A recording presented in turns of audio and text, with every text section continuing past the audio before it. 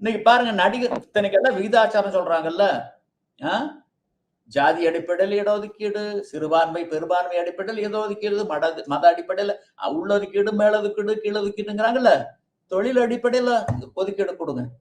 இன்னைக்கு விவசாயத்தில் நாங்க 60% இருக்கிறோமல்ல, அரசியல் எங்களுக்கு ஒதுக்கீடு எங்க? நடிகர்கள் எத்தனை சதவீதம் இருக்கிறாங்க? ஆனா 50 ஆண்டுகளுக்கு மேல நடிகர்கள் தான் அரசியல்ல ஆதிக்கம் செலுத்திக்கிட்டு இருக்காங்க, ஆளுமையோட நின்றுகிட்டு இருக்காங்க. இன்னைக்கு உதாரணத்துக்கு சமத்துவம்னு பேசினார்ல, சமத்துவம் எங்க இருக்கு? ஒரு அரசு ஊழியர் பணியின் போது இறந்துட்டா எவ்வளவு கொடுக்குறாங்க? 1 கோடி ரூபாய். ஒரு தூய்மை பணியாளர் இறந்தா எவ்வளவு கொடுக்குறாங்க? 10 லட்சம் ரூபாய்.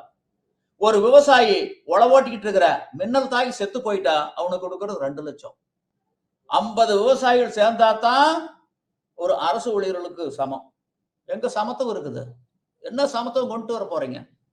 Equality before law equal protection of law சட்டத்தில் இருக்குது. அரசியலமைப்பு சட்டம் 14வது பிரிவு. சட்டத்தின் முன்னால் அனைவரும் சமம், சட்டத்தால் அனைவருக்கும் சமமான பாதுகாப்பு உண்டு. இந்த பாதுகாப்பு கொண்டுகிட்டு வர போற அப்படின்னு சொல்லுங்களேன். அப்புறம் என்னத்த சமத்துவம், உறுதிமொழி இதெல்லாம் எதுக்கு? எங்களை ஏமாத்துறக்கா, எங்களுடைய அறியாமை அறுவடை பண்றக்கா? ஒற்றை இலக்கு. இன்னைக்கு மு.க. ஸ்டாலின் இருக்காருன்னா அவருக்கு ஒற்றை இலக்கு, ஆட்சியை தக்க வைத்துக் கொள்ள வேண்டும். எடப்பாடி பழனிசாமி ஒற்றை இலக்கு, மீண்டும் முதலமைச்சராக வேண்டும். இவங்க 2 பேரும் சண்டை போட்டுக்கிட்டு இருக்காங்க. இடையில நாம் புகுந்து நாம் முதலமைச்சராக வேண்டும். இதுதான் விஜயனுடைய இலக்கு. இந்த ஒற்றை இலக்கு நோக்கி போயிட்டு இருக்காங்க. இந்த ஒற்றை இலக்கு கடைசியில் எங்க போய் முடியும்? என்ன விலை கொடுத்தாவது, என்ன அநியாய அக்கறம் அதிகளம் பண்ணியாவது அந்த முதலமைச்சர் நாற்காலி பிடிக்கணும், ஆட்சியில் அமரணும், அரிதார பூசணும், அகப்பட்டதை சுருட்டணும், உலக பணக்காரர் பட்டியல்ல தன்னுடைய குடும்பத்தை கொண்டுகிட்டு வரணும். ஒற்றை இலக்க நோக்கி தானே பயணிச்சுட்டு இருக்காங்க. இதுதானே இலக்கு. அதுக்கு நாங்கெல்லாம் பலிகளாய் ஆயிட்டு இருக்கிறோமே, அதுக்கு துணை போறோமே.